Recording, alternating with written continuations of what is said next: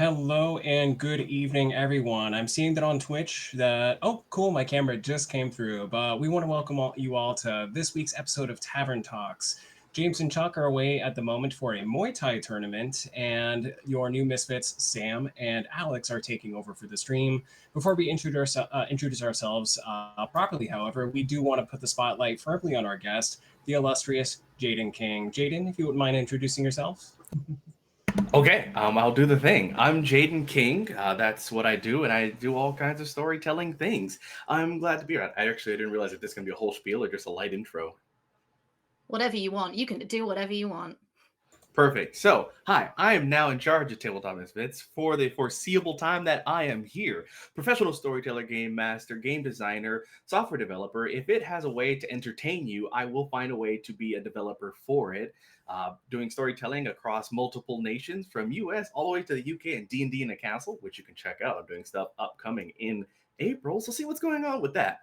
As well as I'm always bookable for start playing games and other things. So I tell stories. That's what I do. So if you want to be part of the stories, which you're going to hear all about in this conversation with these delightful individuals. So let's do the thing as I'm taking over. Well, let's do the thing. Jayden, I'm sure that as you're now the host, you would want to introduce your first guest host, Alex. Alex, if you want to tell the internet who you are. Yes, thank you.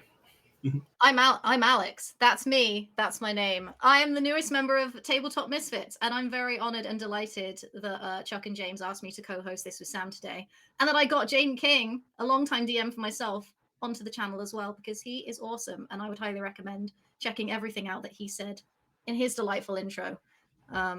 So I guess we'll just roll into it.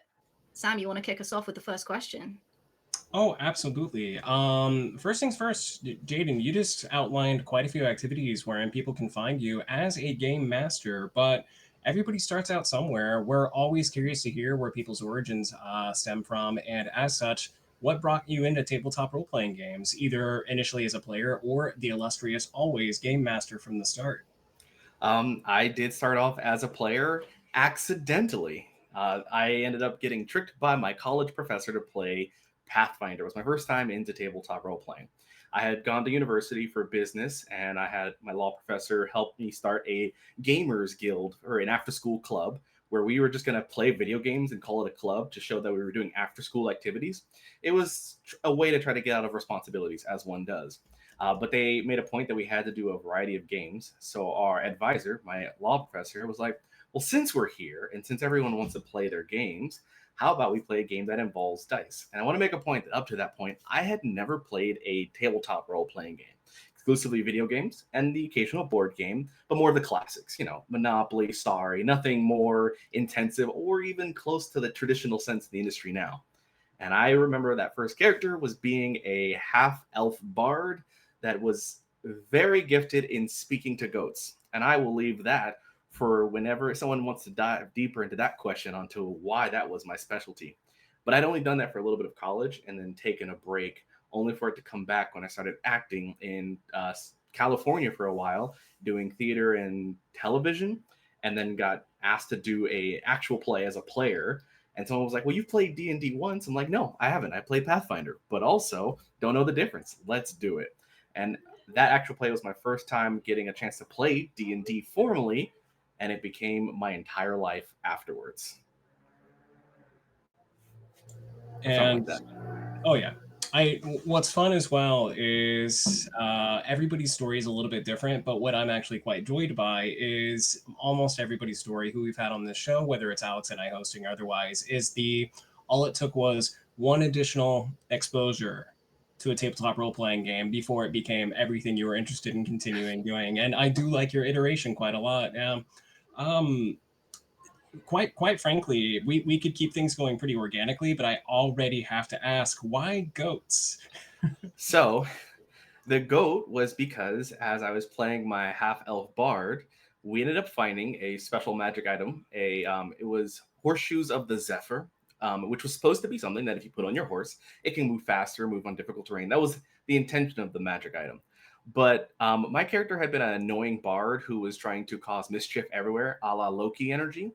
So our druid, annoyed with how much destruction I was causing in the nearby area, decided to grapple my character and stab the horseshoes into my feet to make a point.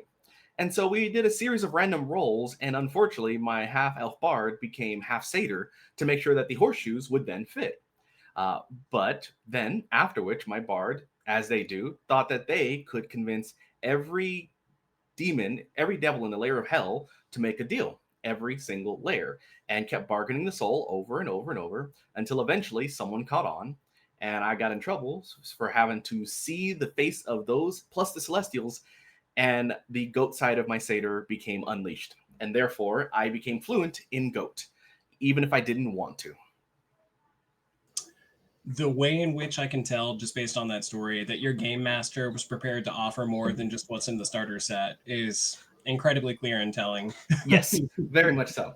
It became quite, there's so much to that. And that was my first ever time playing. And it was quite beautiful because I know the game master, my law professor, I think the fact that he was a lawyer, he wanted to go so far outside of the rules as possible that nothing he did made sense in this when I look back at what he ran. And I think that influenced me when I ran it to be like, I don't need the rules. I can run the homebrew I want. And that's what it kind of led to. I left modules immediately because I didn't start with modules. And that's a pretty good pipeline as well. I find that most game masters who are able to easily navigate into spaces like start playing games are the ones who became immediately comfortable with coming up with their own material. And nothing against modules. Did you ever play a module from end to end, or since you started mostly homebrew, have you not had a chance to or any I information for it? I have never in my entire career played a module end to end. I have played versions of modules. I've played hacks of modules, both running or playing. I think the closest I will say to ever being involved with a module from start to finish would be an urban rendition of Curse of Strahd would be the closest I've ever done. And I think that's it. Any other time I've only made it to a certain point and then it went too far off the rails because I'm a very yes and dungeon master, or I've had dungeon masters who are very much like, all right, anyway, let's get rid of the book. You're going where now? Let's do it. Sorry, somebody was sending me a message. Alex, I feel like I'm dominating asking questions, and I'm going to open it up for you in just a moment. But Jayden, you're saying all the right words just to inspire the next line of thought that I have, and naturally, because you said Curse of Strahd out loud, and you already pitched the notion that it would likely be a hack that you experienced. Everybody thinks of, oh, I'm going to do Western Strahd, or, ooh, streetcar named Desire Strahd, or something of that nature. And if you had to do a retelling of any of the other modules that was just kind of like, oh, yeah, it would be this one, but obviously now it's a space opera. Do you have in the back of your mind somewhere, whether you realized it before this question or not, just the most unhinged pitch for a different story, since so many people are comfortable thinking of alts for Curse of Strahd? So I think the challenge is I am habitually a modern hack of every system every setting I've ever played. As we speak, I'm currently running a modern version of what is it, Fandelver and Below, in which Neverwinter is a massive New York style metropolis, and Phandalin is just another ward off of the main city, where the Cragmaw are all like a biker gang with guns and everything. There's anti-aircraft missiles, and there's a military base that they're dealing with, and yeah, and obviously, if there's illithids, they're just AI, and I can't say more than that, just in case. Don't want the players to hear too many details in case they decide yeah. to lurk. They could be listening in as we speak on the stream. Can't give away Exactly, I don't need them spoilers. to know. No, Mhm. I was actually one of the players in Jayden running the modern Curse of Strahd module, which is She is the Ancient, which was written by Jayden's partner, Beth the Bard. Go and buy it. It's absolutely fantastic. We played it through from start to finish as a 3 and then eventually a 4-man party when another person joined. And introducing technology into a setting or a module like Curse of Strahd, you have a lot of like technology. As Sam is presenting on the screen right now. Available at all good retailers. Please purchase. You work a lot of modern technology into settings like that as well. Have you found that there have been any uses of modern technology that either players have come up with or that you've had to figure out a workaround with in those modules as to not completely derail the entire thing? Or are you like, this is a challenge and I'm going to accept it and you're going to regret bringing this up later? Oh, I forgot that yeah, there's a paragraph in She's the Ancient of, because like I got to help Beth when she made version 2, second edition, and I was super excited with that.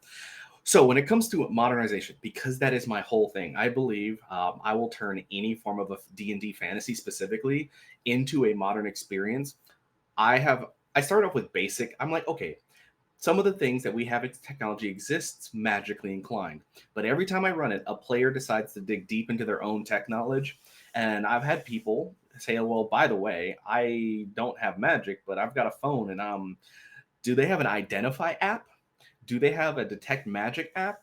And I have learned that because once you include technology and the idea of magic exists in a phone, players will find a way to find any form of magic they can think of on their phone. Because when you think about technology, it is magic. If you went back 300 years and then it was like, by the way, I can bring light to this device, I can also look up any detail here, they would call you a wizard or a witch or something, and then it'd be dangerous.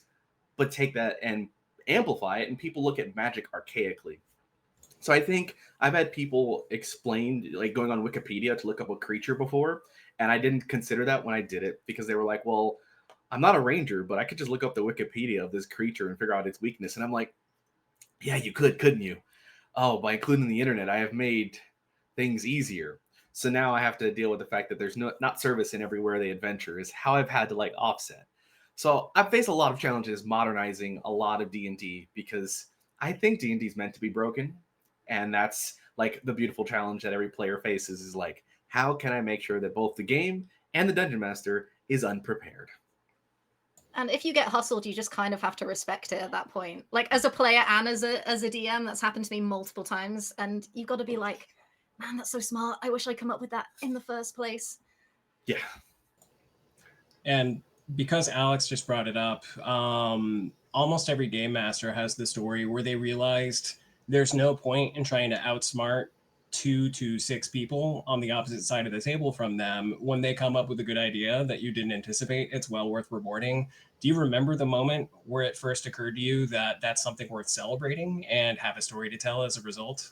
I'm trying to think of a specific one, and I think because Alex is here, the one it stuck in my head is when an entire city was bypassed because of teleportation circle.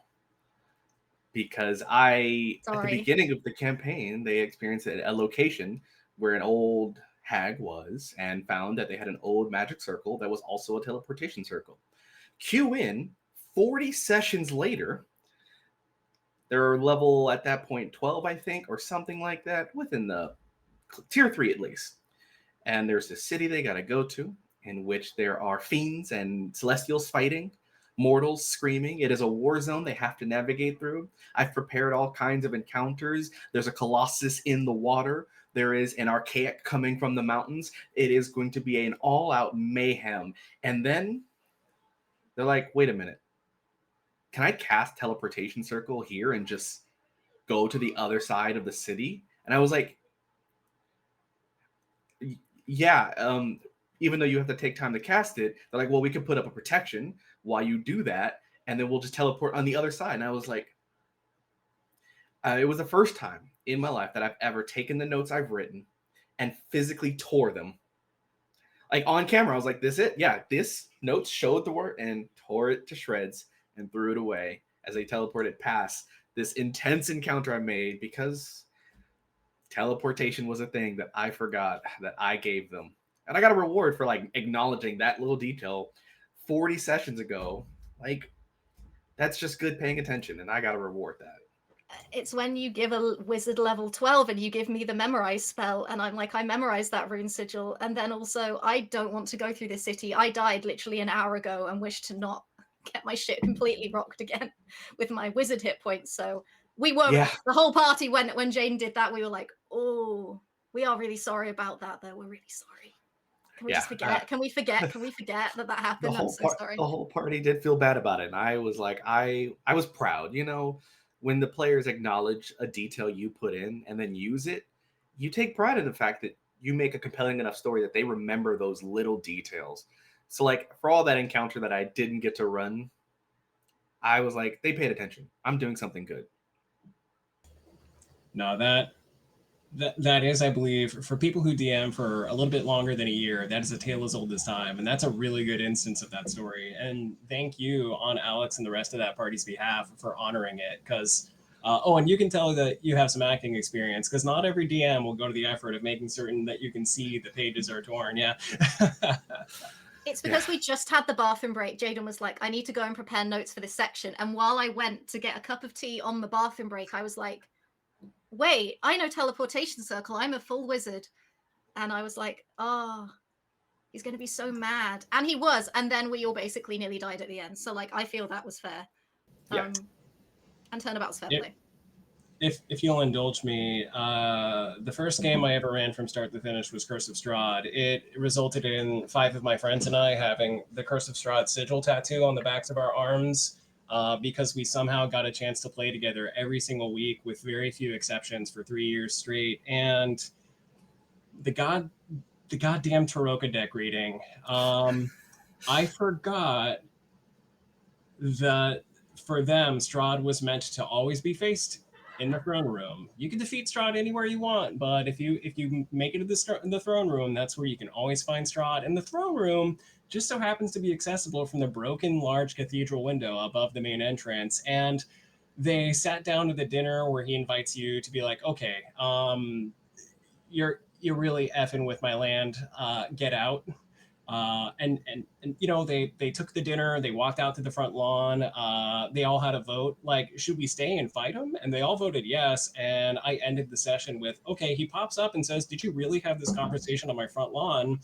And immediately launches a bunch of vampires at them, or vampire spawn at them, and trying to look cool and not reveal that he can phase through the walls of his castle immediately, I just say, oh yeah, he runs up the exterior of the castle, goes in through that broken window. And I spent days memorizing the castle for when they go inside just to turn it into the murder maze it has the potential to be. Unfortunately, the warlock chose, and I can't remember off the top of my head, but it's one of their mystic arcanums, a gate, arcane gate. And they said, well, this is a no-brainer. And they jump up to the window to the one place in the castle Strahd could not escape. And they realized that what they did when the look on my face revealed that I did not want them in that room immediately. And they insisted, no matter what I did over the next 20 or so minutes, on staying in that space. And I was shouting for the rest of the session because I was so mad that what should have been 2 or so more sessions of them being just utterly tormented through this castle was likely about to end in a fight right then and there. That I was so happy, but I was so mad because I'd spent all that prep time that, like, even as I was celebrating them, I just couldn't help but be shouting for the rest of the night. It's a good feeling, even if it's frustrating, isn't it? Yeah, it's a win at the end of the day because you're like, I didn't lose, you won, and that's what matters here because it is for the players, even though you had such a beautiful plan. And winning and losing brings up an interesting question because it's no secret that you have also been dabbling in the world of darkness for a little while. When it comes to Vampire the Masquerade, Wraith the Oblivion, all the other games that fall under WOD, do you have a particular approach to not quite as heroic of gameplay and the means by which you allow for your players to feel heroic when appropriate? So I when I talk about the way I do storytelling, I'm technically a 2 type of storyteller. One, I'm modern fantasy. That's my go-to. I always try to urbanize, modernize everything. The other half is the term that certain people get to learn, I would say the hard way, that I've been referred to as the Dark Souls DM, because my games are not about you winning. It's about how long until you eventually die. And I think when I run World of Darkness type games, or even when I run certain D&D games, or a lot of games, I love leaning into the idea that you are not the heroes. You're just the ones that were available. That's actually the motif for every one of my D&D in a Castle games is there's an apocalyptic event. And every Castle game is always a different apocalyptic event. And you aren't chosen. You just happen to be there and everyone else died. Even down to the most recent one, the Godfall, which I continue to run from time to time, is the actual gods, they all died, and you happen to die at the same time. So you're our last hope, not because we think you can do it, but because I guess maybe you happen to be in the room. So good luck, you're gonna die. And I very much like putting things against them. I like trying to make the characters break because I think there's something about that having a character be broken down helps a player really see what they're capable of and dig deep into their storytelling. I think some players have a character mindset and they try to stick to this role, and challenging that lets me and them see if that character will keep their personality or if there's something deeper that they really get to unveil and uncover. And World of Darkness is the basis of that. I particularly love playing with the Beast because I love the idea that there is something about you that you don't want to give into. Even if you and your Beast are on the same page, there's something about it that is just antithetical. One of my rules is actually whenever I do World of Darkness, specifically Vampire the Masquerade, your Beast is actually has one conviction that is opposite to one of yours. That is a fixed rule of mine. So out of all your convictions, one of them, your Beast is like, oh yeah, I'm on your side, except for this one thing. No, we're gonna break it. And that's my goal, is to put that the Beast will always tempt you to be the worst version of yourself, because I want you to not be a hero. I want you to be yourself, and in that become the best version of a hero, because that's the adventurer's journey. The hero's journey is not I beat the bad guy, it's I came back home different, changed, and perhaps better than I started. It's never about the villain, the enemies, the challenges. It's about what you've learned by the end, and that's what I really like to emulate. And I think that's the true hero's journey, and I think Vampire the Masquerade does really well to allow that to be the progression, because in the end of whatever story, you are going to become the best version of yourself, even if that version is a monster. When you get into sort of talking about like monsters, because the premise of sort of like vampire and especially War of the Apocalypse as well, in a game that Sam's currently running also on Tabletop Misfits that we're doing, is that we're all monsters, but that doesn't necessarily mean we're evil all the time. But when you do sort of like villains in a world full of monsters or with sort of player characters, is it hard, like if you put a piece of yourself in that villain, to get into that mindset of how to sort of be the most cruel in that moment to someone? And do you find that quite hard to sort of put some of yourself in there to get to that mindset? Because that can't be easy to play someone who's just so horrible when you are not a horrible person in real life, clearly. That is such a good like perspective and question to put forth. I think, and maybe it's just because I've done a lot of acting, and I love villains. I think villains are beautiful because of the classic quote: "You either die a hero or live long enough to see yourself become the villain." And I think whenever I make a true villain, not like a bad guy, not like I have comical bad guys who are like, I want to destroy everything. Why? Well, because I can.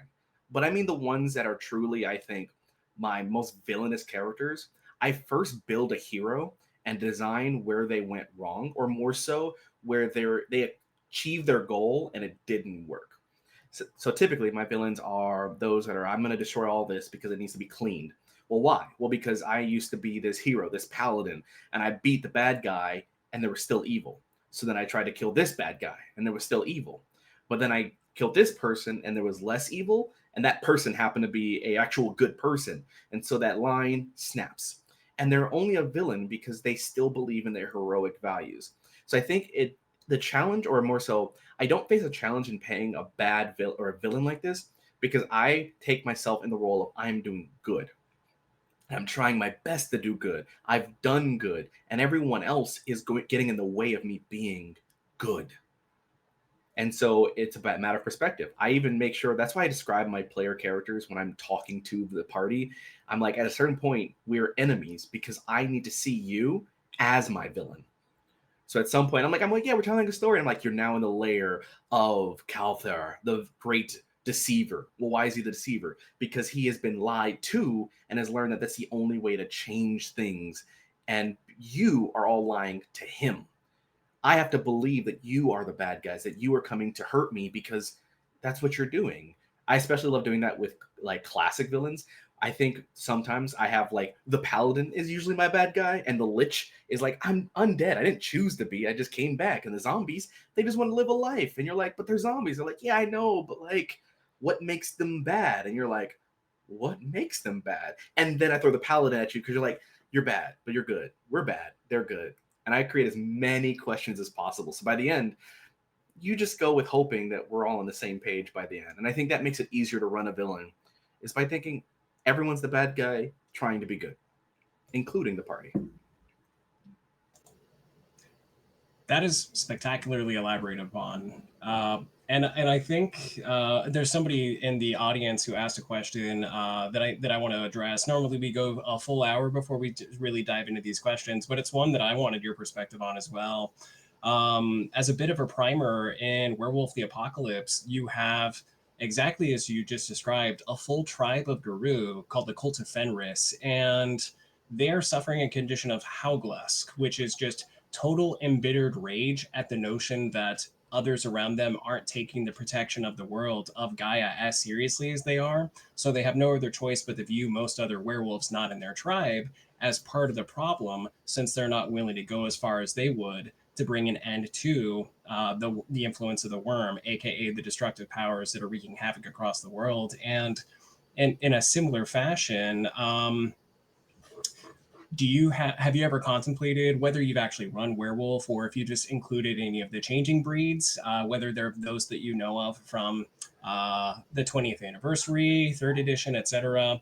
Are there any other changing breeds that you've ever contemplated, including werecats, weresharks, anything of that nature, that would better exemplify than werewolves just that villainous nature of they didn't always have villainous intent or aspirations, and it just worked out to be that way, that you think would fill that role better than a wolf?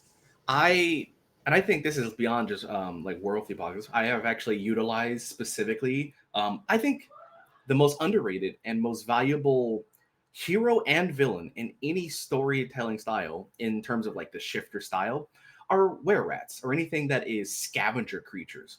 I think because there is an inherent bias against rodents, pests, rats, and so on, that any creature that shifts in terms of the aspects of what we already see as gross and vile being seen as something lesser and then perhaps being better, but they always have something against them. People are always against them. They're already scavenging the bottom. But in the same way, because I'm going to tie it back to vampire for my thought, the idea of like a were rat type is very Nosferatu coded, that they're unseen because no one wants to see them, and they know that. But because they know everything, they have the power to dismantle everything. And I think that power, the idea of being knowledge brokers and not even and being ignored. It's like the maid in the house no one pays attention to, the servants. It's the ghosts in the building that aren't even dead. And that, I think, makes a very powerful resource that more people should explore. Like, I think one thing that a lot of storytellers can really do is have a very unassuming individual as consistently and constantly as possible, who is doing the least amount in the background at all times. Because when it finally happens, I think players get the most amount of betrayal when they realize the unassuming has been a villain to them the whole time, because they've either looked down or ignored them. And that brings them a whole level of power, because then you can see how powerful they are, because no one would have believed it to begin with. And you can just let them know that's your fault for choosing to ignore the obvious. What's interesting too is the act of not acknowledging that individual as a potential threat is, like, one could argue that I'm wrong in this, but that is in itself like an objective, unintended reinforcement of that own individual's motivations, which might not be villainous to themselves. It's like, hey, this is a way in which you were potentially villainous yourself, is not valuing this individual enough to have considered them a threat.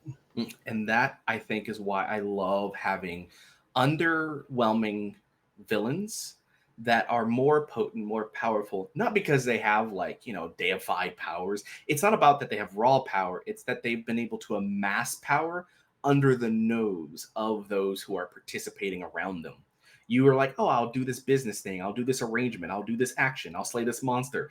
And you're like, oh, I think one time I've ever have specifically done this was I had a party who had a goblin companion that they had the bag of holding, and every time they would slay a monster or something, they would take the components and they would give it to the goblin to take care of, to house, and then they eventually got a base, and the goblin got in charge of the base. But they always had this like, oh, just give it to the goblin, because I gave it an ability to be able to carry, like pack mule style. It could carry up to 8 times its body weight, and so they gave it like enhancements. They gave it better armor so that it can keep being able to do these things. but it kept being used as a pack mule until eventually, when they came back to their base, the goblin had taken over the base, had all their resources, all their wealth, and all their connections they had made, believed that the goblin was the one who actually did most of the actual things and was seen as the boss of the party. So when the party was trying to take their castle back, the entire village they had like made as their base saw them as villains trying to raid their leader's base. And so the villagers pitchfork, torches to these players who are tier 3 who were like, well, no, we'll just move through them. I'm like, yeah. And then everyone will know you are the one who killed the people, the person who protected them, saved them. And I think that was the most beautiful moment because they were like, oh, we're going to be the bad guys no matter what. I'm like, yeah, you are, because you ignored the goblin for way too long and gave them way too much. I Now, think oh, sorry, Sam. Alex, No, please go ahead. No, I was gonna say it's like a big theme that always seems to like come up in D&D. Like I feel as a player and a DM that D&D is inherently sort of like political, socio-political, um, economically there as well. Usually anti-capitalist in some sort of way. So I think it's good when those scenarios are put in place, especially in a more modern context like you do, because then it's sort of like you look in yourself, because there's always a part of, I feel, at least for me, there's always a part of myself that is represented in the characters I play, like no matter what the alignment is. And it sort of makes you look and think, that was my innate reaction to that thing. And that's now caused a bad thing in game. And then you're like, oh, that's something about me that maybe I need to take a look at or sort of reassess about sort of like just ignoring different people in the game and being like main character energy, it's all about me. I'm like, no, it's not all about you, it's about a lot of what's going on around you, and by focusing on you, you may then miss the big picture, which I think is relevant right now for many reasons that we won't go into too deeply. And that is why I actually fun fact, I actually make note of every time the party talks to an NPC and doesn't ask for a name. Every time the party's like talking to someone and they don't get a name, I make note, because people remember when someone talks to them. And I'm not talking about merchants. I'm talking about like someone finds someone on the road and they're like, oh, yes, do this thing for me, or I need this thing. And it's like, okay, cool. Or especially if they introduce themselves. They're like, I'm this person, the blah, blah, blah, and then ask a question, but don't ask about the person. I'm like, all right, that's another person who sees you unfavorably. Moving on. And if that racks up enough, it does tend to cause consequences. And my party never knows that those little things snowball. Except for one. I have one person who every time at my table, they have learned that I do this. So they actually are like, they'll be leaving room. They'll go, wait, what is your name? And they're like, oh, thank you. And that person tends to be the person that by the end, I'm like, they are a villain. And they're like, but they're going to leave you alone because you had done something kind to them. I'll have the villain come in and do like a fireball. And I'm like, everyone do a dex save except for you. You don't have to make a dex save. They're like, why? Oh, they're using a careful spell and they're excluding you. And they're like, what? I'm like, yeah, you helped them in this one time. They're like, I did. And the rest of the party's like, they did. And they realize they're like, oh, dang it. We're the bad guys in this scenario. Yeah. Consequences they're the one person. Actions? They're the one person that said thank you to Siri, and now they will be saved from the AI robot apocalypse. Now, Jayden, I have to wonder, have you ever spared one of the player characters in an instance like you just described without explaining why to sow dissent? Oh, absolutely. I've done that so many times. I think, I'm trying to think of a specific one that I think I thoroughly enjoyed. But I think there was specifically a time. Yes, I'm going to go with this scenario. So there was a concept. They were going through their adventure. It was modern fantasy, but they had left the city to go adventure and do stuff. And there was a bit of psionic issue going on. And at some point, I was like, okay, I need everyone to give me a wisdom save. And then I opened my notebook. It's blank. And I was like, wait, so-and-so, you don't make the wisdom save. And then everyone passed except for one. I'm like, you feel something going through your mind, something trying to latch on, something trying to control you, and you feel it. And now you have to deal with this effect. So the person who fails, like, wait a minute, something's prying into my mind. The others who pass were like, oh, okay, we got to be careful. And they're like, wait, why does so-and-so? And they're checking. They're like, do you have psychic abilities? Do you have a magic item? And then more things happen. And I would just constantly spare one person over and over. So that at some point, someone's like, okay, we need to check them. We're doing detect dots, detect magic. Do they have something?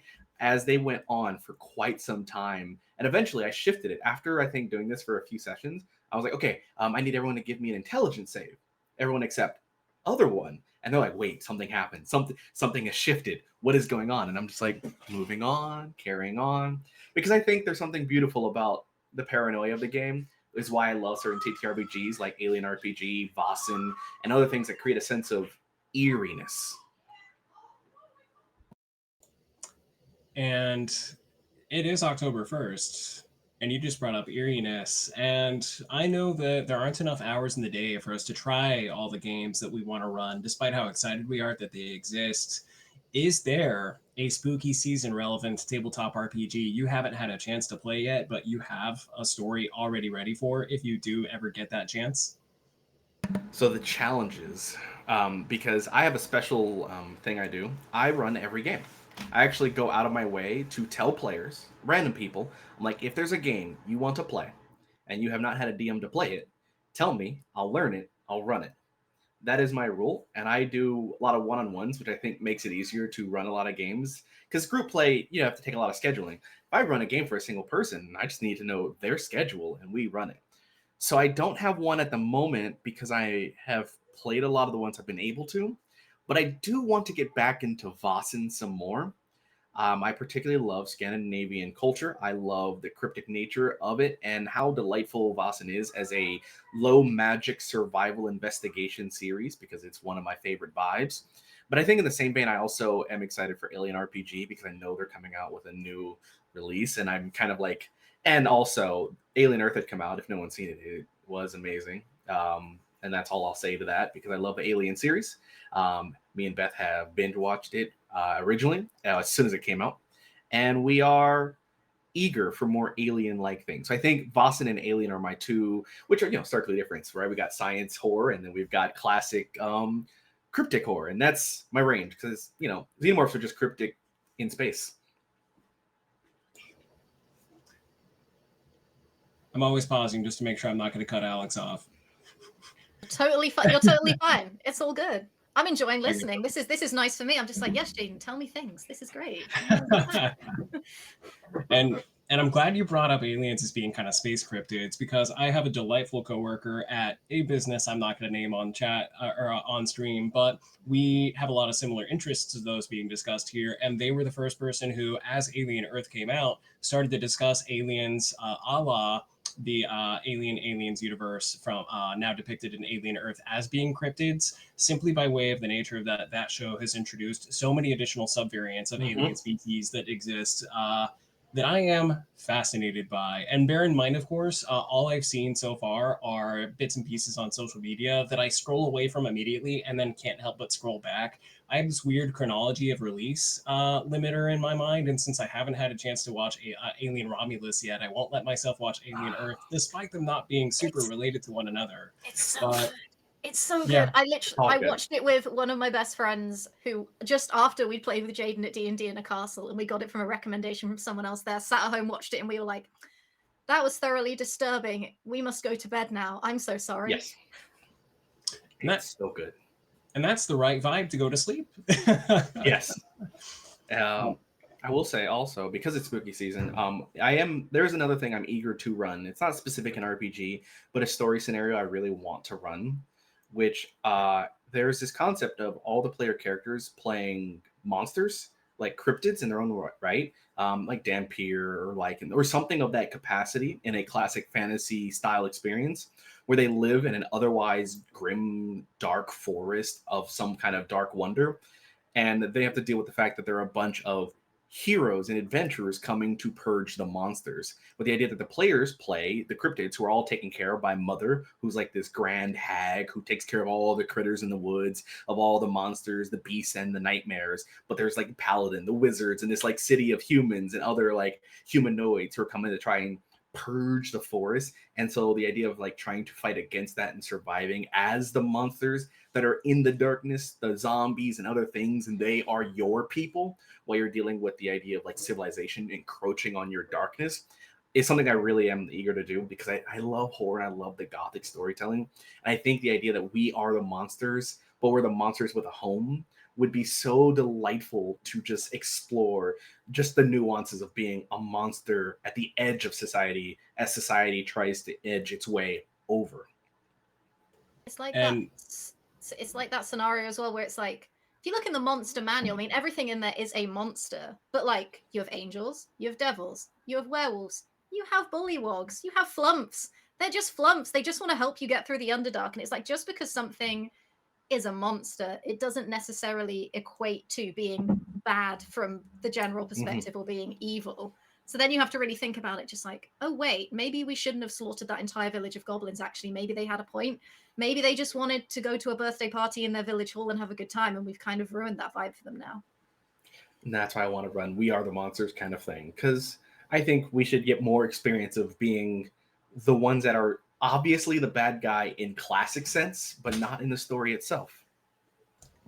And I'm glad you brought this up. I haven't had the honor or privilege of playing the Witcher tabletop role playing game just yet because I've heard nothing but good things. You know, every game has its crunch that makes it more complicated than another, but the friends I have who've played it really enjoyed it.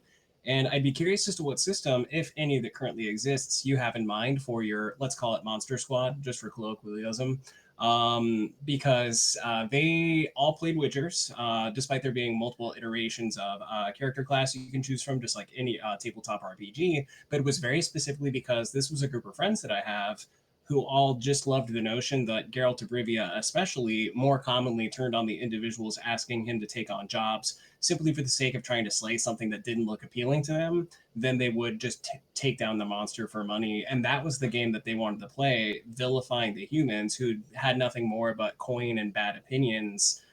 So, with that in mind, just out of personal curiosity, and also sort of to satisfy a question we had in the chat from Dark God Batra, if you're still here with us, they were wondering, have you ever wanted to make a campaign from scratch? Also claiming that they've been working on it for a couple of years, starting from scratch, which is a high honor, Dark God Batra. But Jayden, since you pitched that, are you thinking on this endeavor as something in which you would try to create your own system, or do you have something in mind that you'd want to play that with? So there are some systems that I considered. I had looked at things like Powered by the Apocalypse. The playbooks had felt the best. Like Monster Hearts was a good option where you play monsters, but if you just change the flavor of it, then it would work out. Admittedly, though, I this concept for me feels best built into a system that I have been working on, and to the same concept, I've been working on this custom system since about 2023 at this point now, maybe 2022.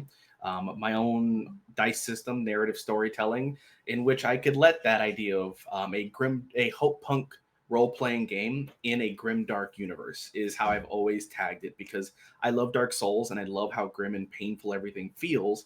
But I love the idea that in Dark Souls there's a sense of eerie hope, or a fleeting hope, that like you're probably not going to make it, but you can go far enough that the next iteration can. And so I have been like, there's a lot of systems that get just close enough, but I think because I love building adventures, I love building mechanics, that I was compelled to build a custom system that is inspired by Power of the Apocalypse's playbooks. World of Darkness are more so the storyteller system that's used for the idea of being able to narratively move things forward, and a little bit of the D&D versatility in building. And then taking that and the fact that I build video games from time to time just for fun, it all kind of made sense to work on what I call the Base 6 Hope Engine, which is a thing that I think would be able to tell the story narratively to give you the anime-esque experience of being able to be the monsters with a sense of hope, even though it is a sense of dreadful hope in the typical sense. I love that. I'm enamored with the notion of you eventually making a release for that, and I know how long that can take sometimes, so no pressure. Yeah, it's been a while in the making. I think it's been longer than that. My first iteration was a D&D hack was the first attempt, because after learning how to play D&D and running it, I was like, oh, okay, I want to build my own thing. And that was maybe 4 years ago. And at some point, D&D wasn't the fit for what I saw. And then I started exploring other TTRPGs and then realized how far I could go into that narrative experience. And so I started reading every D&D book, every TTRPG. I was like Pathfinder, Monster Hearts, Powered by the Apocalypse, Year Zero Engine. I've looked at all of Free League's work, stuff by Modifius. I've read so many. And then people come out with their own indie RPGs, and I'm like, let me read it, let me learn it, to like compile all the best things that I love about it, to create something that lets me have what I've been wanting. And also I've been testing it quite a while in like a freestyle storytelling where it's mechanics light, where we just tell the story that I want to tell, and then we see what dice feels right is how I tested it. Literally, we started off with like 2d20s, then we're like 5d20s, then we're like d6s, 8d6. We just kept, every time we would play, we're like, we'll change it up. We'll change it up. And eventually we settled on something that felt good, nervely strong, and carried the weight of, I would say, the intensity of knowing that you won't make it far, but you can carry it on. So I don't know. I was going to go into a whole spiel on what the system was, but I don't want to spend the whole rest of the time doing that if we have other topics. And we kind of do. I'm sure we'll have a follow-up question on that. Everybody, I've been remiss. Since we're talking spooky games, I feel very obligated and honored to let you know that at the moment, World of Darkness titles across numerous platforms are experiencing the Month of Darkness sale, since it is, of course, October. And Tabletop Misfits, of course, does have an affiliation with Renegade Game Studios. If you're all interested in checking out the offerings currently available for Hunter the Reckoning, Vampire the Masquerade, and of course Werewolf the Apocalypse, many of which have been discussed tonight. A link is now being made available to you in the chat to peruse such offerings, and any purchases you make going through that link does directly help Tabletop Misfits to continue putting on programming, as you're seeing right here, right now, with Jayden, Alex, and I this evening. So, if for no other reason than just to see what's out there, explore the Month of Darkness sale. And the other topics that we want to cover with you, especially because you've already explained tonight so many insights you have, not only through stories, but with direct examples of your approach to storytelling, the means by which I can claim you're a great game master. Despite me not having played with you yet, I can just tell based on the examples provided and the emphatic nods from Alex here as well. But let's say, as I'm sure is commonly the case for you, you're engaging with somebody who wishes to become a game master or is toying with the idea of doing so for the first time. Even if it's something you feel has been shared too many times or just more than is worth mentioning here and now, what would be your core piece of advice to begin with to help them get on that journey? All right, so I'm gonna give two advice. The first one is the one I always give, which I think annoys people more than it helps at first, which is just do it. That's my advice. There's no magic serum, no magical process. There's no like 10x version of how to be a dungeon master. There's no these 10 easy steps. It is a matter of just doing it and finding your enjoyment in it. That's my actual advice. But giving the more like what I would consider my flavorful advice to anyone who is trying to either get into it or trying to get better at it, level up their ability, and all the way to into people who are trying to find a way to do it professionally. Find your passion and give it purpose. In that, when you read a book, watch a movie, play a game, whatever way you consume a story, think about why you do it and why you take the time to do so. You could spend the time doing anything else, but you choose to engage in that story through that medium because it gives you something. And because it gives you something, you are also giving it your time, your energy. As a dungeon master, game master, storyteller, whatever version of this that is that you are working through, take that same passion, find something you enjoy, and tell that story with the people that are choosing to be with you. Don't try to force it. Don't try to make it something grander or smaller than it is. Just do it as it feels right and trust that the process will unfold. We read enough stories, we watch enough movies, we play enough games, we hear tales. We grow up as children hearing parents and family members tell stories. We go through school, whatever it is, you've heard enough stories that you will find the next step. There's no perfect improv, there's no perfect script. It's a matter of just telling the story you want and being able to enjoy it, because when you enjoy it, I promise you, your players will also find that enjoyment. I have ran games that I did not enjoy the story because I was like, I'll try something like this because I was unsure, and I let myself convince myself I want to do something that I wasn't sure about. And I could tell that it wasn't as fulfilling for me. And I feel like that table didn't get the best version of me. But when I tell a story that I'm super excited about, especially if I just watched an episode of a show and I'm like, that's amazing, that's going into this session. Because it's okay to take some ideas that you've seen.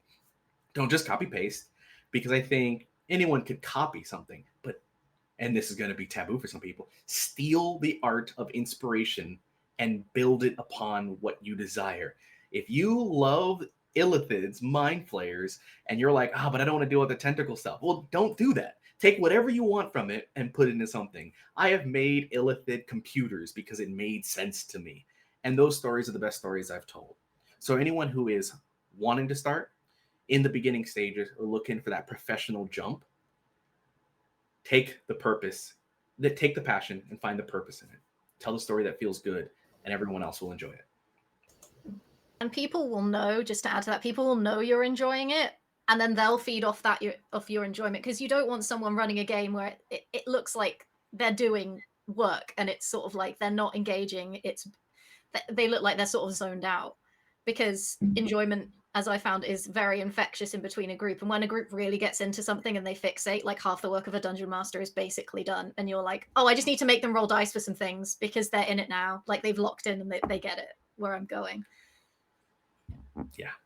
And Dad, on the whole, like, even with the idea of rolling dice, I think some of the best games I've ever ran, we didn't roll a single dice that session. We went for it, because that's what it is. When you are enjoying it, you sometimes forget about the game. That's why I even tell people my advice never comes with learning the rules. And that's why I emphasize the story.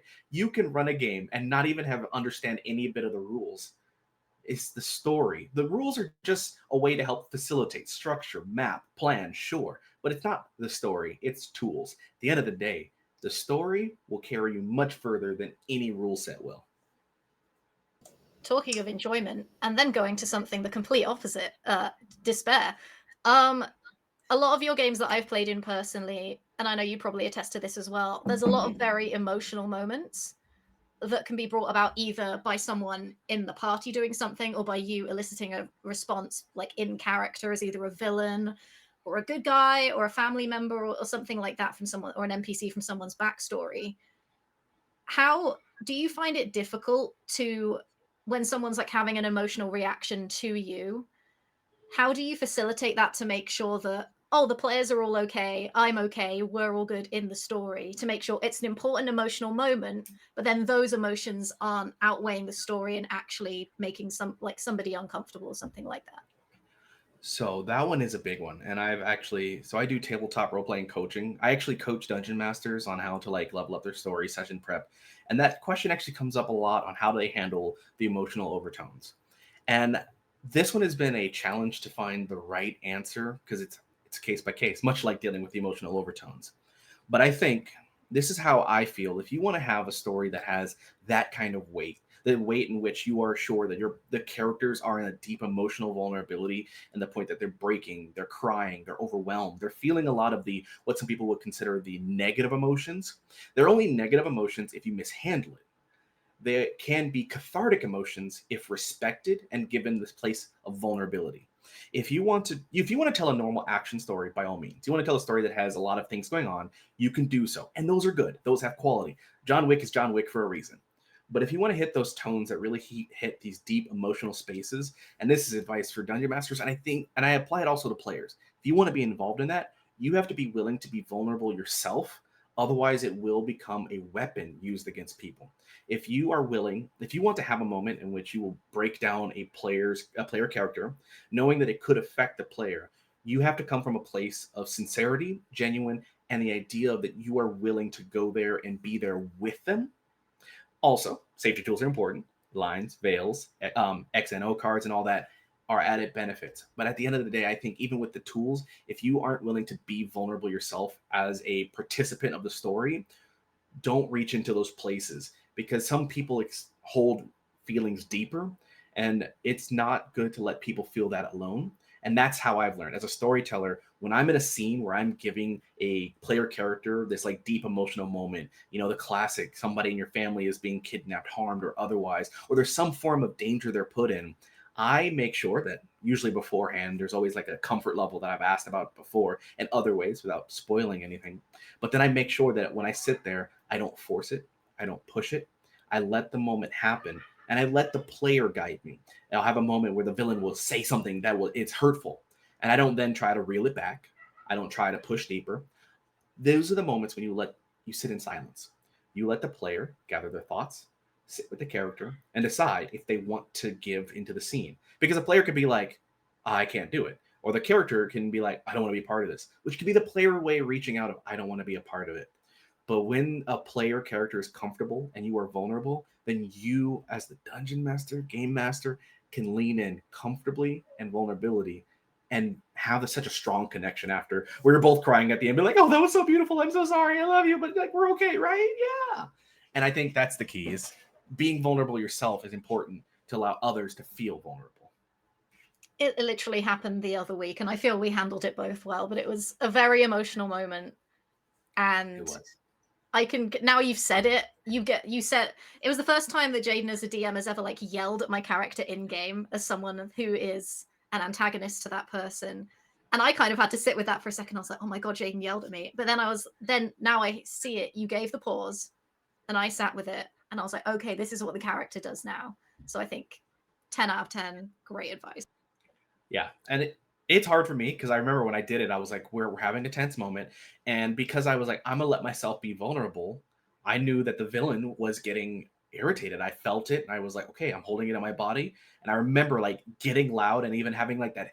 I call it the villain hiss when they're cool, calm, composed and they speak and the dribble of spit comes out. And you've seen that in movies when it happens. And I remember doing that. And I was like, oh, that was it. That was big and intense.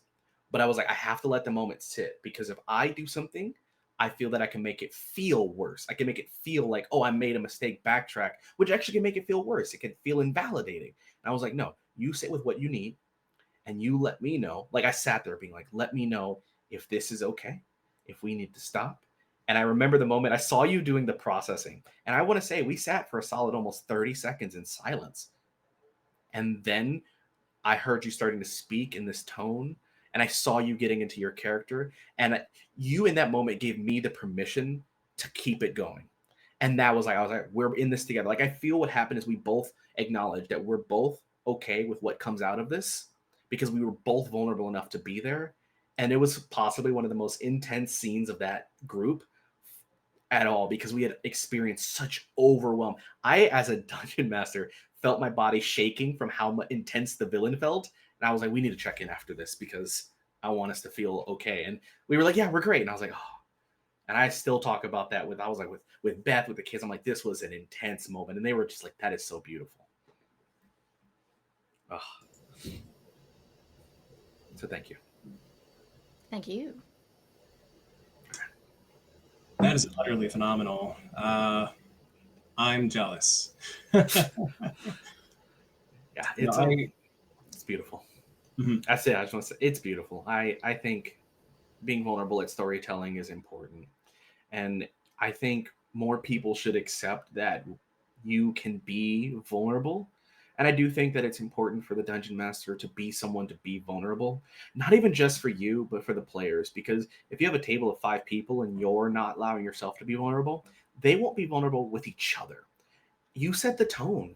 And I think as any game master, you have to be willing to really sit in being in the emotions and being candid. I will jump into a session and be like, hey guys, letting you know I'm having like a weird day. I'm a little tired. I'm feeling overwhelmed. I'm low energy. So, but also I feel like I know where the tone is going because I want them to know, hey, I'm feeling this type of way. And I don't be like, oh, I'm not feeling like my extra performative self. So we're not doing it. I'm like, no, I'm feeling it. So I know that we're going to go into that place. Is everyone okay? And everyone's like, yeah, of course. Are you okay? I'm like, yeah, no, I want to carry this in because I feel that I'm being vulnerable, even though I'm feeling some form of like, I'm feeling sad. I can feel sad and be like, but no, we have our scheduled session. And even though I'm feeling sad, I want to take that sadness and be in the session. But I want you to know that I'm feeling this so you're not A, confused, and B, they can lean into it. And some of those sessions are the ones where like they'll meet like their old like sibling or an old friend and they're like, I've missed you. And I'm feeling sad. So the characters, the NPC's feeling sad. And then the player's like, well, I know you're sad. I know the character's sad. I'm going to be sad with you. And then we'll have those moments of just,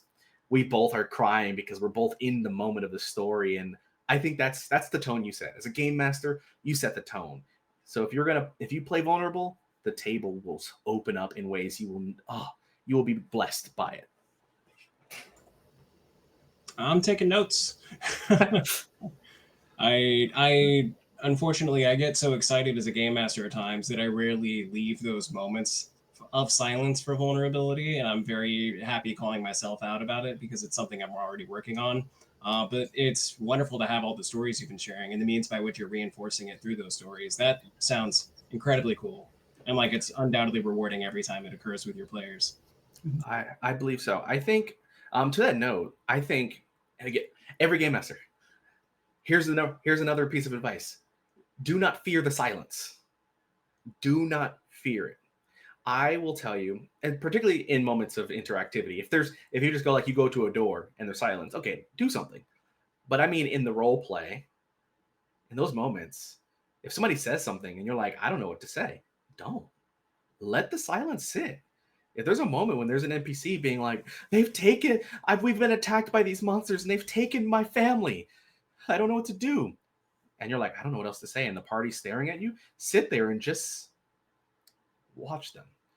You'll see something in, I think, a lot of people where they start to like, the character feels the emotion, the player then processes it, and they're going to take a while because they're breaking down the walls of being like, okay, this is a vulnerable moment. How do I process that? I've processed it. Now that I've processed it, the character needs to process it. The character has now processed it. Now I respond.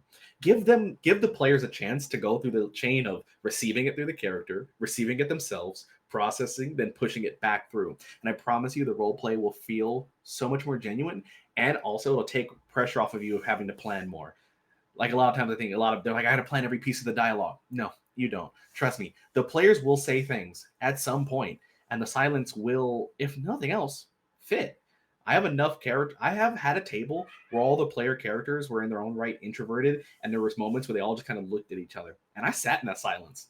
And the most beautiful thing is, out of that group, there is now one of them who is just taking charge. Like, I don't know what to do, but I know none of us will do it. So I'm going to go do something. I'm going to go push the button. And they speak with that frantic energy, and that's become a characterization. But then it naturally occurred because I let it, instead of trying to force the story to move, forcing a narrative. They just genuinely found that there's something in their character that just opened up. And I know those players also have found something else about themselves. And I think that's another role as a game master. You'll be surprised. You run games, but you also provide a lot of, I think, self-growth for players who consume it. Because if you give them a chance to process, they will grow into something more by the end. Here, here. And for those of us still with us in the audience, it is an hour past the start of the episode. That means we are beginning happy hour. Although I'm sure Alex and I both still have additional questions and additional topics we would just love to get Jayden's input on. We'll begin prioritizing questions that have been asked in the chat throughout the duration of this episode. And we'll kind of circle back up towards the top to one that came in fairly early. First of all, I do love that when I asked, why goats, Jayden, somebody immediately reinforced that with, why not goats?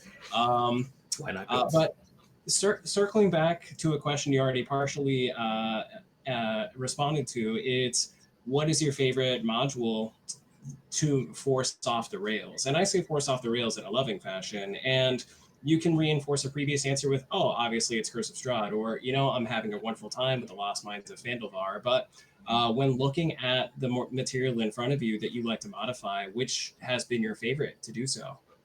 Oh man, so I've done the Curse of Strahd because it made sense, and then Lost Mines became one I started to explore because I had the idea of AI. I'm trying to think of which I love turning horror on its head. I think horror has constantly been my go-to to do so. I have not only just Curse of Strahd, just in general, the Van Richten's Guide to Ravenloft, because I have just enough to work with to go off any rails that I want. I think I like throwing like the starter sets off the rails a lot. I think because I've never ran a starter set start to finish as it was written ever.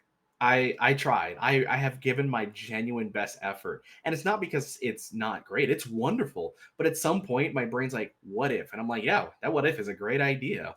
I remember doing Stormwreck Isle and they were going and I was like, we were doing something and someone mentioned pirates and I was like, well, yeah, obviously now I need to have pirates show up because you said it. And my brain was like, let's have pirates come up. We're going to ignore the zombies for a bit. And then I was like, wait a minute. There's a whole plot in Pirates of the Caribbean. So then we went off those rails. And I think I don't have a favorite because I love when someone says something that reminds me of a movie. And I'm like, well, now the movie has to exist and occur right now. So I think, at least in terms of D&D, it's a lot of the horror ones. Um, Actually, Bigby's. I think Bigby's was one of my favorites. Now that I think back, Bigby's book on giants was one of my favorites to go off the rails because I was going to try to run some of their stuff as it was kind of written. And then for some reason, I was like, someone had mentioned something about like we should just, try to keep the giants at bay with a giant wall. And I was like, oh, there's an anime. Yeah. Um, so there's a swarm of giants and you need to run. Where are you going to run? Well, if you keep running, there's a wall. You can try to go in. And then we ended up going so far off the rails that we basically did our version of Attack on Titans because, and that one I remember after I did that, I was like, I can't run giants any other way right now because the idea of it with the giants with magical powers in the way that D&D presents makes it all the more enjoyable to torment. And again, I'm a dungeon master that likes to torment my player characters as often as possible so that they all question all their life choices. And only then will I let them become heroes. So I think Big Piece is one of my favorites to go off the rail in terms of any form of module D&D wise. Pathfinder, I've enjoyed the Kingmaker series and kind of spinning off of that a lot. And I think for a lot of tabletops I ran, I love a lot of I love quick start guides, and I love going off the rails for those because they're meant to just be played quickly and they're easy and fun to just mix, match, mold, shift, and do something with. And I think because also I run a lot of like how to plays, so I always want to let people know I'm like, look, I'm not running the module as written. So that way, if you want to play it again with someone else, you can, and you will get a different experience if they run it the standard way, because they're not going to run it my way. So you're guaranteed to get a new experience if you run the exact same module. And I think that's the right approach because, in my opinion, the best game masters are those who recognize it's not their story, it's the story being told by everybody at the table. So, bravo for that. And then, yet another one that we briefly talked on, but just to get an interesting opinion out of you, Dark God Batra had also asked, a la the World of Darkness, focusing upon Werewolf the Apocalypse. You indicated an interest in were rats, but in addition to were rats, are there any other potential changing breeds that you would feel to be interesting to explore, like a full story with, if all the players were represented by that particular were creature? Okay, so, and I will say this because I have only been able to actively run one Werewolf the Apocalypse, and that's just because everyone asks for more vampires from me. But I I'm a huge fan of like seafaring things.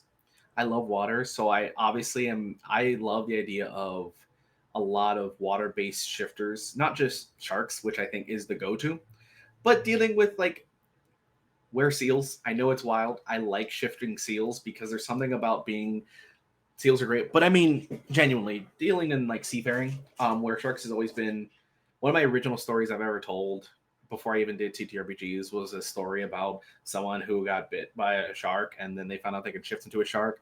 I have to induce this has to do with the trauma, sarcasm of Shark Boy and Lava Girl and the inspirations it had on my life that I was like, obviously, I need more shark things in my life.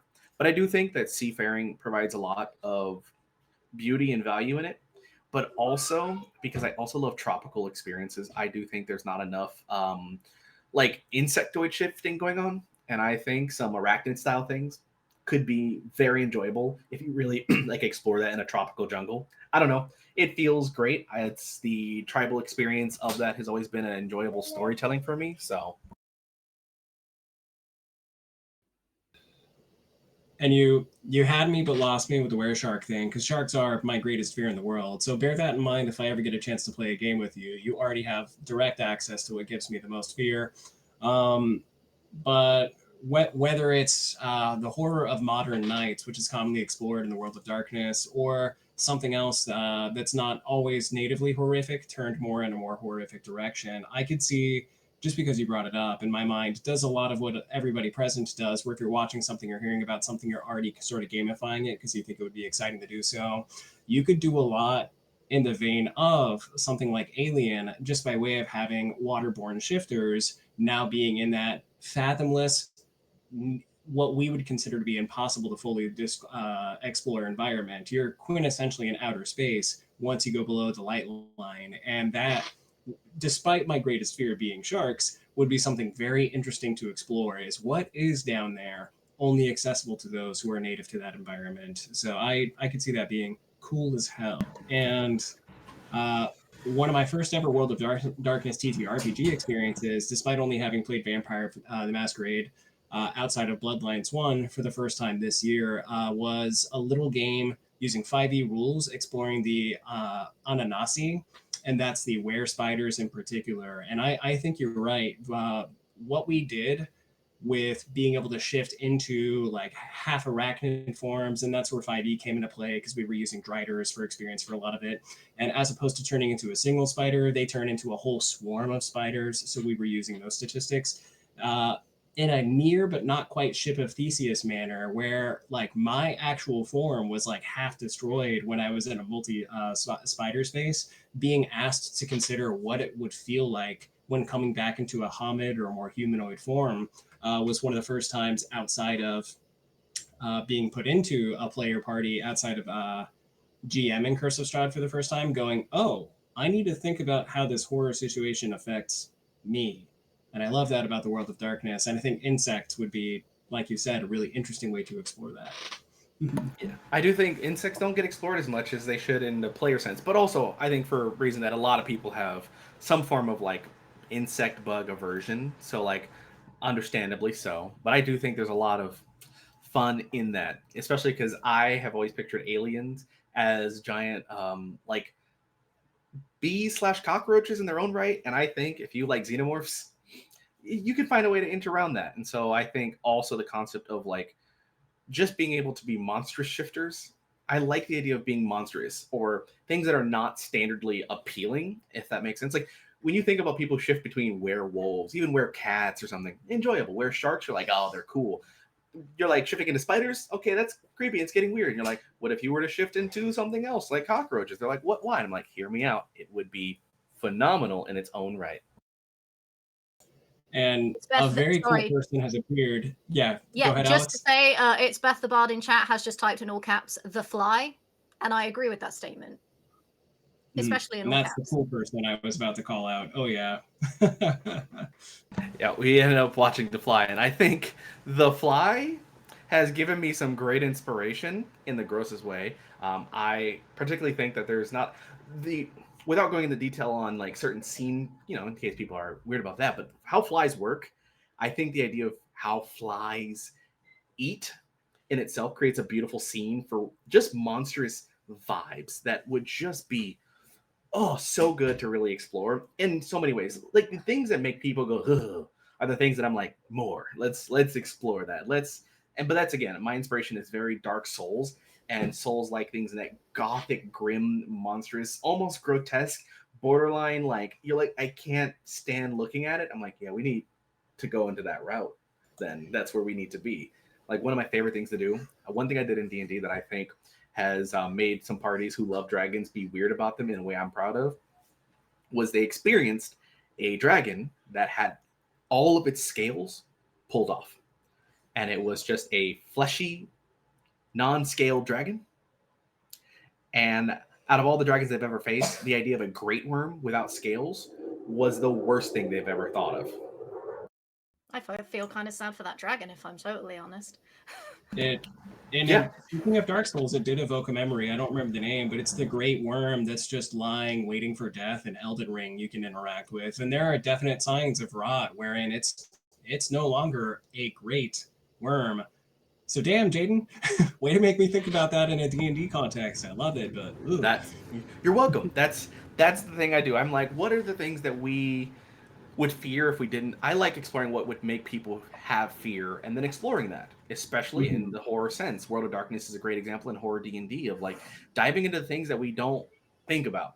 I think one of my favorite other things to do is I ran a full mimic house where most objects in the house was a mimic, only for them to find out at the end that it wasn't the objects. The house itself was a mimic, and it was basically a haunted house.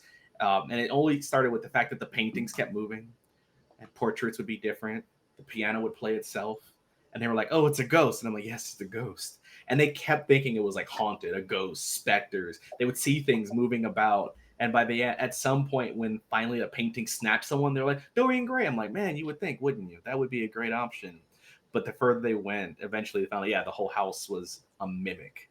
And I think those things also are great monstrous effects. And I think that's what like why I like World of Darkness is I like digging into things and I'm like, when I tell these stories, I'm like, what are monstrous things that I've seen in classic horror movies or otherwise that you can then start to create? I have a Nosferatu that has flies all in its body that just kind of flies out to do stuff, and people are like, "Why?" And I'm like, "Because it's a Nosferatu, and it's living in this, and it's friends with the flies. It loves Yeah, them. It has it's pet on your maggots. discipline list. Why wouldn't you use it?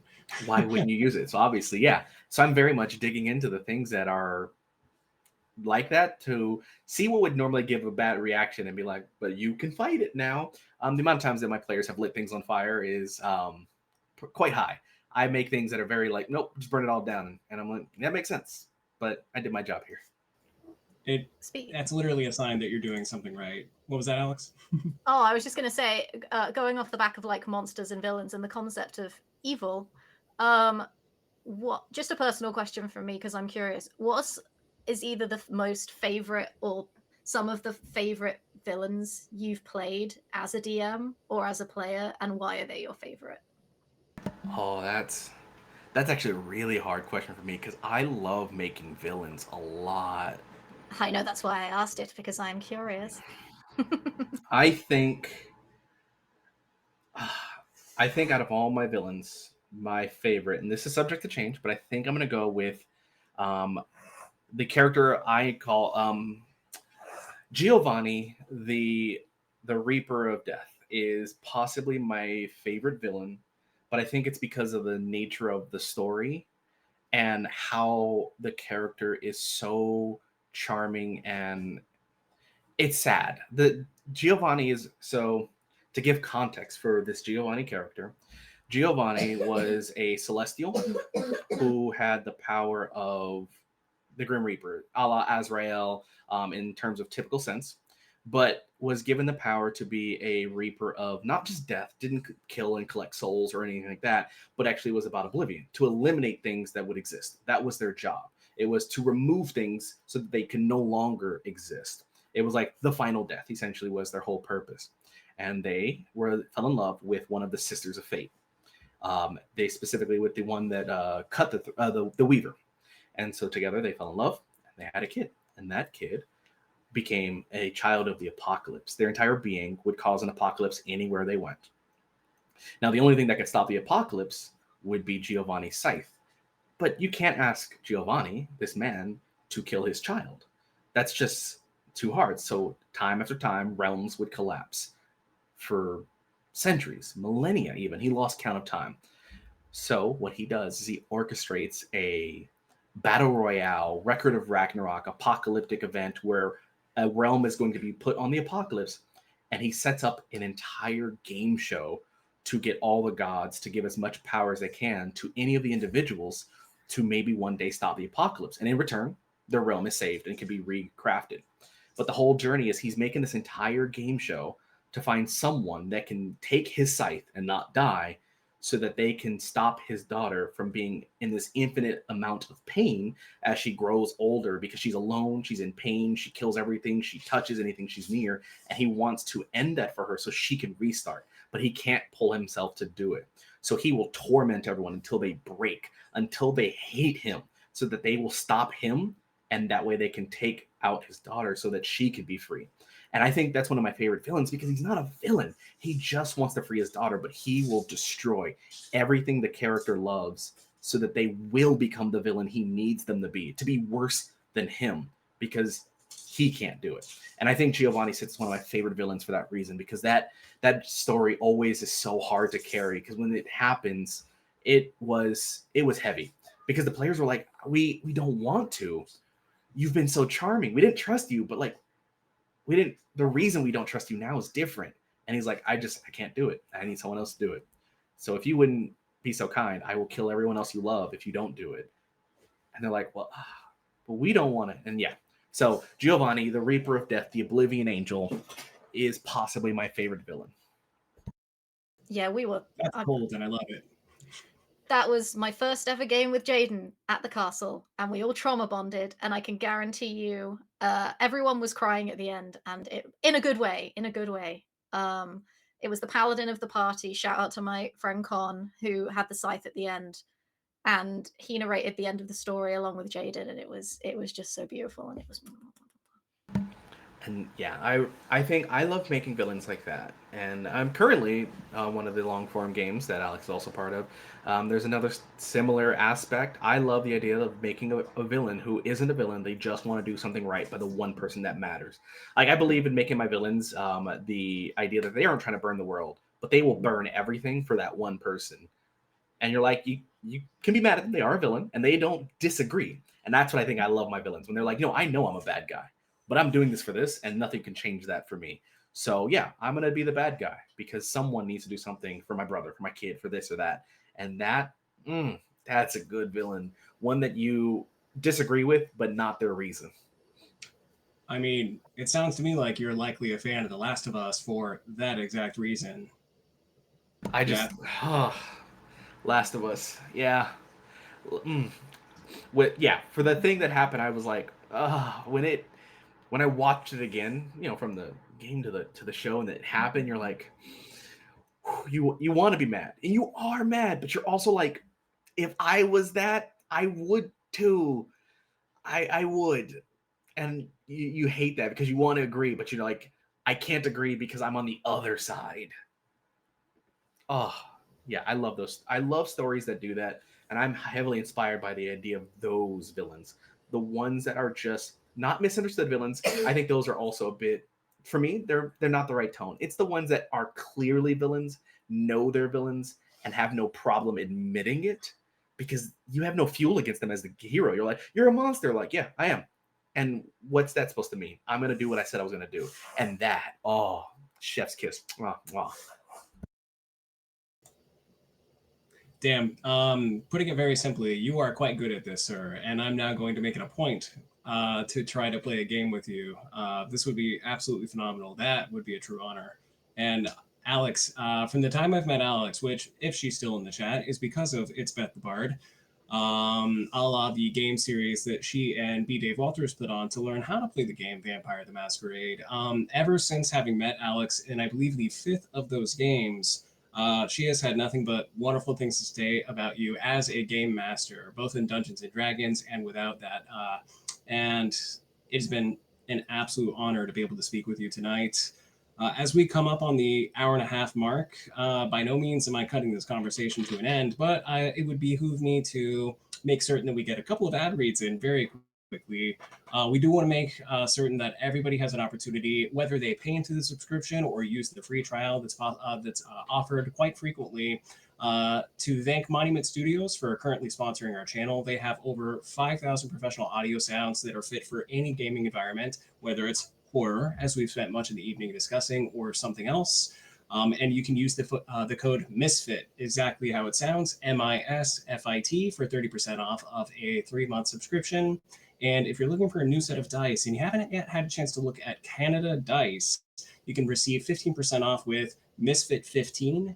And of course, if you're looking for a wonderful t-shirt that is used to celebrate your love of tabletop misfits, or Beaker builds, Beaker being Chuck, one of the founding misfits, still with the channel. Those offerings can also be found on dungeongrandmaster.com. And one last time, with Renegade Studios in particular, it is, of course, the month of darkness for all things in the world of darkness. And through Renegade Games, if you use the affiliate link found in the chat, which I will be sharing again, you can, of course, directly help the Tabletop Misfits organization whenever you purchase any of the wonderful offerings they have under the titles Hunter the Reckoning, Vampire the Masquerade, and Werewolf the Apocalypse. Okay, cool. All of that was very important, but I absolutely did that as close to as a checked off box as I possibly could, because I wanted us to be able to get back to a conversation with you. For as much time as you're willing to give us, going over 7:30 Pacific Standard Time, we would be honored to take it.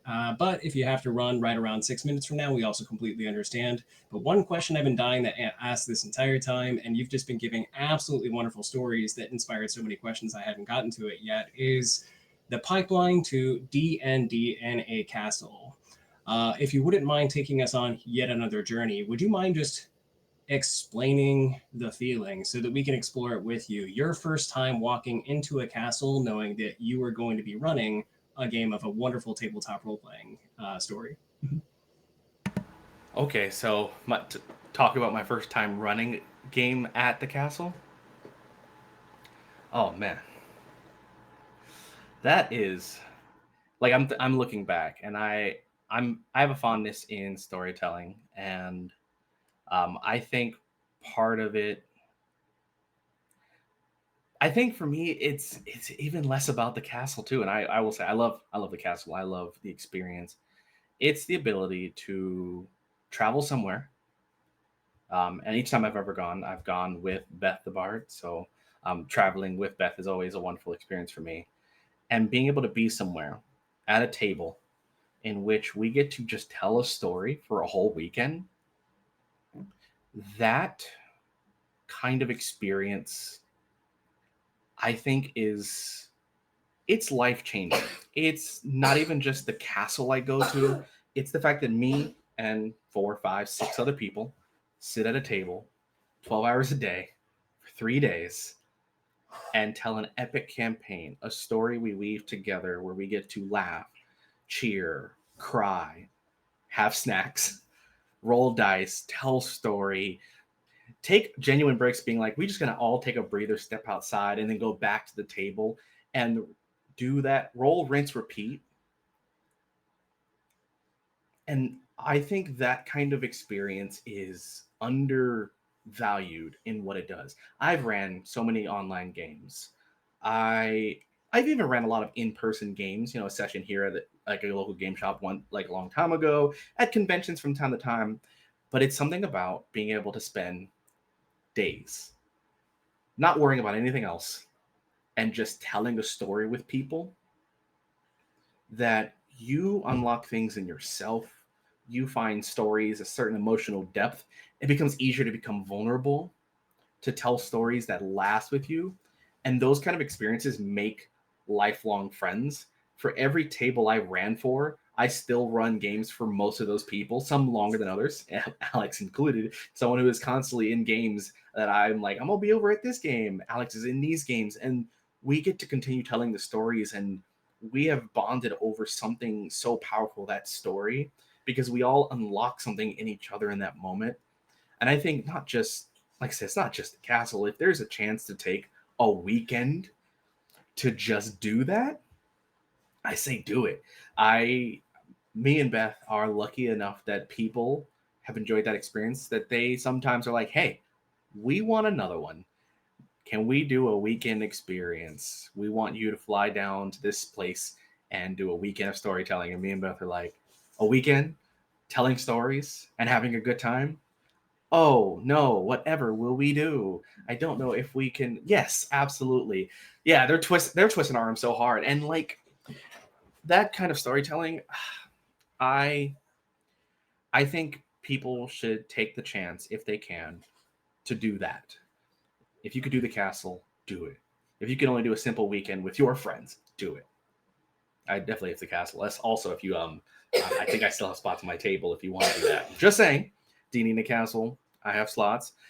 You can also check out Beth. I don't know if Beth has seats left, but if there is, check out her table too. She tells amazing stories at the castle as well. She tells amazing stories anyway. Beth is so in tune with people, and I've learned a lot from Beth.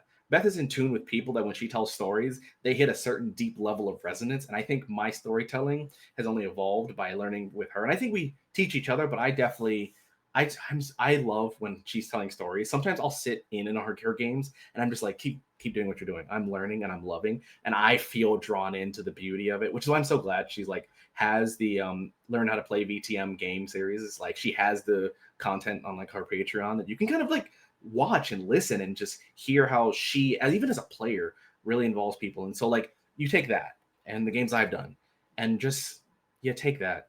It's at this point it'll just be a ramble of just it's beautiful, it's lovely, and it's life changing. Oh yeah. And as long as we're plugging Beth for a brief moment, I believe she was just recently announced as one of the professors for Dungeon Master University, taking place this January. So if there aren't any openings for her tables for D&D in a Castle in the 2026 season, you could, of course, see if they're still available for her tutoring in D&D University.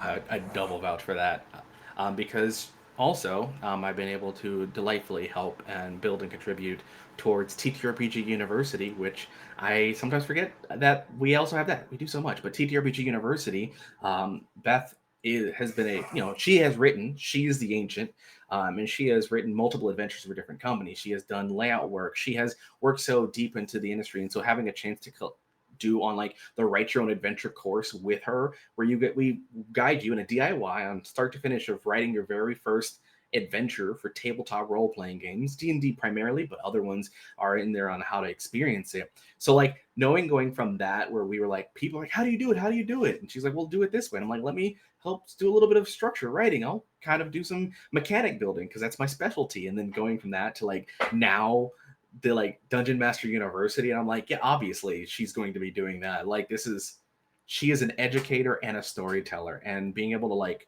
I learned so much building it with her. And like I'm doing an interview, but I'm going to always try to market Beth because Beth is amazing, and like I going to continue always praise Beth for how wonderful she is and how she has made me better. And that's the whole plug there. Well, here. And yeah, that's practically everything I was hoping for from the perspective of somebody who's run a game at D&D in a castle. So thank you for that. Mm-hmm. Absolutely. So if anyone gets a chance, play at those places. And also, if you at any point want to level up your storytelling, check out TTRPG University. Or I tell people I don't have an official channel on how to go about it, but if you want to like learn how to like level up your storytelling, I always open up coaching sessions. So you always reach out to me and we can schedule something, and I'll talk with you on like what you're doing and what I love giving notes. I actually get invited to play at people's table to give them notes on like, oh, here's some things that could like do that, from like character voices, NPCs, stat blocks, campaign pacing, all of it. I'm very mechanically driven, so I can give you like structured notes just to like help loosen up what might be something you want to enhance or otherwise. I will also just disclaimer about D&D in a castle. If you go one time, it's like drugs. You'll want to go multiple times, and you will spend a vast amount of money coming to England and playing in a castle because it is one of the best things I've ever done. I went on a whim the first time and was with B. Dave Walters, who, praise be, the great and glorious B. Dave that he is, the tallest man in the world, who immediately hit his head on a chandelier when we were there because he's the tallest man ever. And then with Jayden, came with my then partner, and we were like, whose table should we play at? We don't know this guy, we'll come and play with him. Best decision I ever made. So I would highly recommend it, and go and do all his things. Plug it, Jayden, go just plug all your things all the time. You deserve it. Do it. And right now, unless we have any additional questions from persons in the chat, or Alex, if you have anything else, it could be a good time for us to begin winding down.